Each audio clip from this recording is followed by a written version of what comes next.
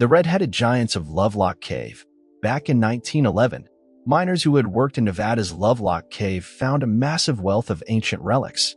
To their surprise, after a bit more searching, they found the mummified remains of a 198-centimeter-tall man with red hair.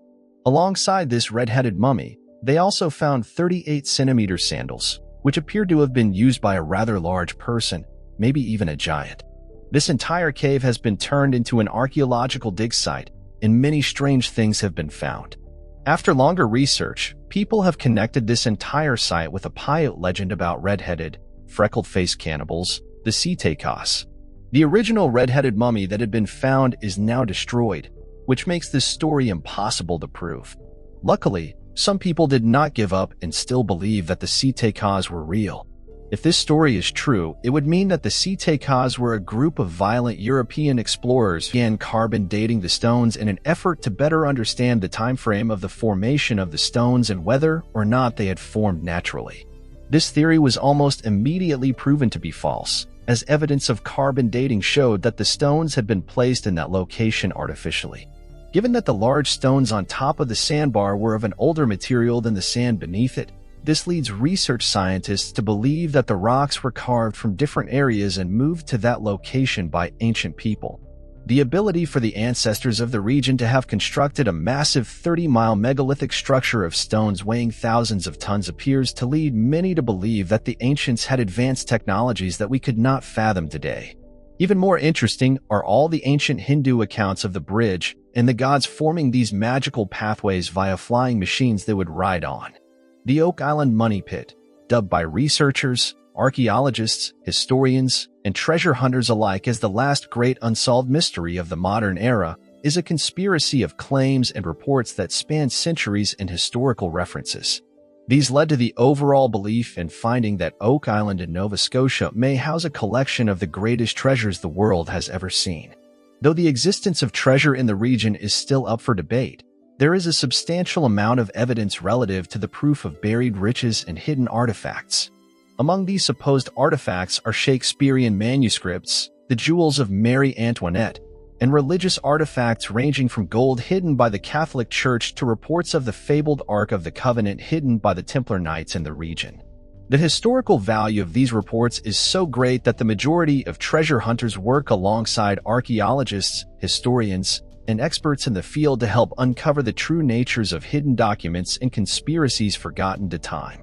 The History Channel had even recently created a television show around the excavation processes and treasure hunting on the island, titled The Curse of Oak Island, that details proof of treasures hidden underwater, chambers, depressions in the ground, and even minor artifacts discovered in the area.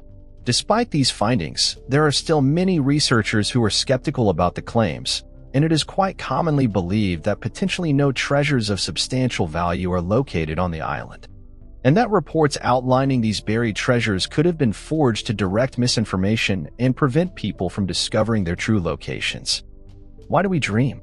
Similar to the question previously asked, dreaming is all the more of a mystery to scientists, along with the mechanisms of sleeping. In fact, there is a whole field of study in the world of science called oneirology that is dedicated to attempting to understand the exact reasons for why dreams themselves even exist. Research into this field of study includes the exploration of the mechanisms of dreaming, the influences on dreaming, and disorders linked to dreaming.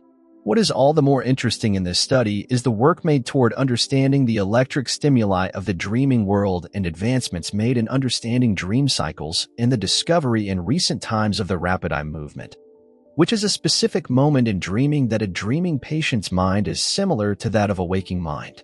Further studies made by Professor Dan Young in the field of neuroscience, which often overlaps into oneirology, has found that it might even be possible, given the advancements she has made, to potentially view one's dreams and catch a better glimpse into the minds of the subconscious. Many scientists in oneirology often debate the reflections of the subconscious mind that dreaming inhabits and believe that it could be possible that the inner subconscious mind is allowed to communicate with the conscious mind during this time, allowing an individual to better understand hidden traumas and subconscious desires. Outside of understanding dreams, however, the mechanisms that cause such a phenomenon are still widely unknown, and it appears that any new satisfying answer is not coming anytime soon. The ENT Tuukka, similar to that of the Triceratops fossils discovered all across the world by paleontologists, is that of the myths surrounding the creature known in its native language as the ENT Tuukka, sightings of which were made by natives located in the Congo. It was often referred to as the elephant killer and seemed to be very similar in design to that of the Triceratops. The creature is reported as being described in the same likeness as that of the African bush elephant, standing at roughly 10 feet tall and weighing 6 tons. The beast is drawn with a large and heavy tail, brownish to gray in color, and with a body similar to that of a rhino, including a large horn at the front of its snout. Interestingly enough, the descriptions and supporting fossil evidence of the creature having at one time existed leave many experts believing that it could be a distant ancestral cousin to the rhino or a possible descendant of the Triceratops dinosaur. Unfortunately, the tribe native to the Congo region that reported on the creature claimed to have purposefully sought out each creature of the species to eradicate them from the area due to their growing fears of the creature, its aggressions, and history of attacks. The last reported sighting of the creature was seen in Kenya. Many experts believe that if the creature did at one time exist, it has long since been extinct for a few thousand years, given the lack of a fossil record. Interestingly, the tribe reports that the last of the creatures to be killed was back during 1930, with claims about a man that removed the horn from the body of the creature and holds it in possession. Further information about the creature has not been released, and the only reliable information to be found on it is that of the evidence and work gathered by Dr. Roy P. Mackle, who describes the creature in his 1987 publication of his book, A Living Dinosaur. The Georgia Raptor. Back on the 25th of July in 2008, a young 18-year-old man and his grandfather went on a trip down into the forest of Georgia, out in remote locations, in the hopes of bagging a fresh deer on a small hunting escapade. The trip had been planned more than a year in advance, and the two were wanting to look into old areas that do not usually have a lot of human activity in the hopes of finding a native species of deer that was not skittish about human intervention in the region. The grandson wrote a letter in which he described that as he was on the hunting trip with his grandfather at around 3:30 p.m., when the two were walking down what appeared to be a small animal trail, they heard a strange noise that they previously had never heard before.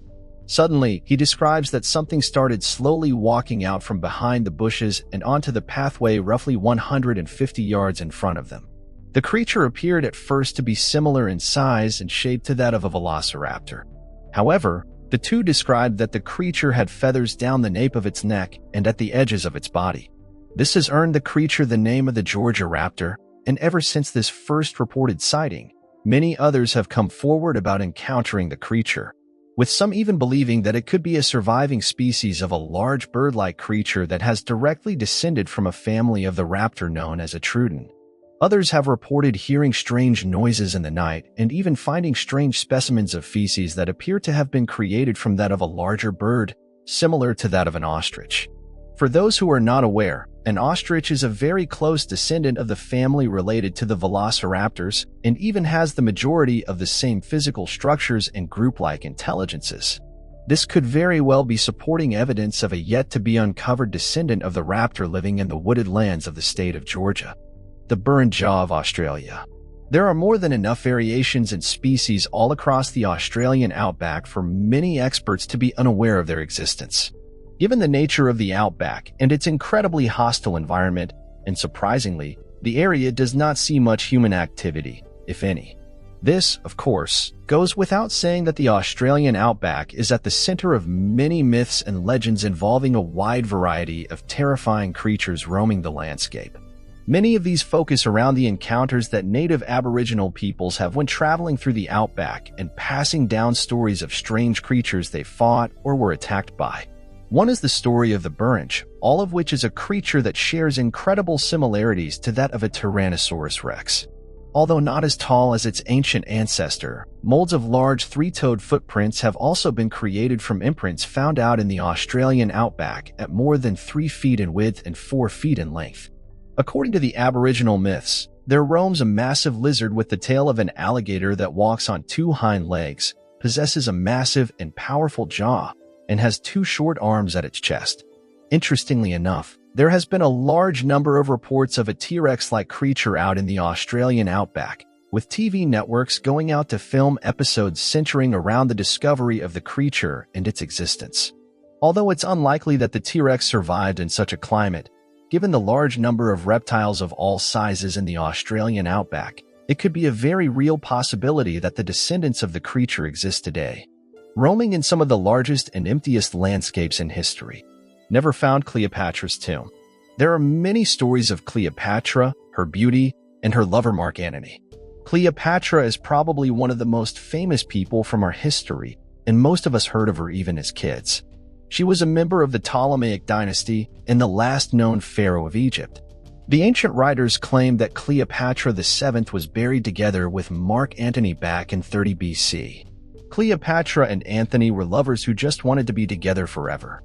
It is believed that Cleopatra actually committed suicide 2 weeks after Octavian defeated Antony and invaded Egypt. The writer known as Plutarch claimed that the tomb could be found near the Temple of Isis, a beautiful Egyptian goddess. Plutarch also said the tomb would contain gold treasures, silver pearls, ivory, emeralds, and ebony. Back in 2010, Zahi, former Minister of Antiquities of Egypt, conducted various excavations at the site found near Alexandria, currently known as Top Osiris Magna. The site contained 27 tombs and 10 mummies, all dating back to the era of Cleopatra VII, her ruling of Egypt. Sadly, it was no luck for Habas. He did not find the tomb he was looking for, and he probably never will. Some theories suggest that Octavian would never let Cleopatra and Antony get buried in such a great manner, while others believed he was not as harmless, considering he let Cleopatra make a funeral for her Antony after his tragic defeat. Some archaeologists claim even if we would find Cleopatra's tomb now, it would probably be very heavily plundered and completely unidentifiable. The Hanging Gardens of Babylon, reality, or a myth? The ancient writers described them as a series of beautiful gardens that have been constructed at the ancient Babylon city. No one really knows the exact time when these gardens could have been built, but many seem to be impressed by the gardens, and they believe they are a wonder of the world. One of the texts claims that the gardens were built by a Babylonian emperor, Nebuchadnezzar, for his lovely wife, Amias, back in 250 BC. Philo of Byzantium wrote about the Hanging Gardens, saying the plants were cultivated at a height that was above ground level. Throughout the years, many archaeologists have tried to find the Hanging Gardens. They even excavated Babylon, and they were still not able to find any of the remains of this beautiful garden. Just when we all thought the Hanging Gardens were just a myth, an interesting story appeared by a researcher who has spent over 20 years looking for the location of the gardens. 2013-inch. Stephanie Daly from the University of Oxford proposed that the gardens were located at the Assyrian city Nan. Dr. Daly managed to combine the ancient maps with today's versions of the maps to finally locate this famous place. Dr. Daly also says that Minerva is actually New Babylon, and that we have been looking at the wrong place the entire time. Sadly, past 2 decades, these zones have been suffering a lot of damage from looting and war, so it is very unlikely we are ever going to find these beautiful gardens. If the Hanging Gardens really did exist, we hope to find them someday. From the descriptions, these were we have never seen before. The Golden Owl hidden in France, created by French author and communications expert Regis Hauser under the pen name of Max Valentine, On the Trail of the Golden Owl, is a 22-page book filled with complex codes, riddles, and puzzles that outline the details of how to uncover a hidden artifact. Created by the book's illustrator and win the prize supplied by the author, which is a statuette of an owl created from solid gold and silver and affixed with several diamonds across the top. The author has passed away in recent time, yet the treasure detailed in this book still has yet to be found by enthusiasts and devout treasure hunters from across the world. Many treasure hunters pursue the quest today, not for the riches but for the bragging rights of being able to uncover the secrets of the complex codes and riddles. The treasure of the Golden Owl is valued at 150,000 euros but can easily be auctioned off at a much higher price. The creator of the riddles and codes also claimed to have put a tremendous amount of time into false trails and misinformation in the riddle to throw off treasure hunters and prevent the treasure from being found too quickly. Valentine later clarified that he had visited the site several times to ensure the presence of the treasure still in its rightful place and found it to be undisturbed. Evidence of people being roughly within 400 feet of the treasure had been reported by Max Valentine in an interview later held. Of course, as time grew and no participants could find the treasure, Valentine set up the MaxVal server to help answer any questions treasure hunters might have and provide additional clues. After answering over 100,000 questions pertaining to the search over the span of several years, Valentine closed the server, and remnants of the information exist to this day. No one has found the treasure, but given the advancements and information shared today, a winner should be able to finish the treasure hunt sometime soon.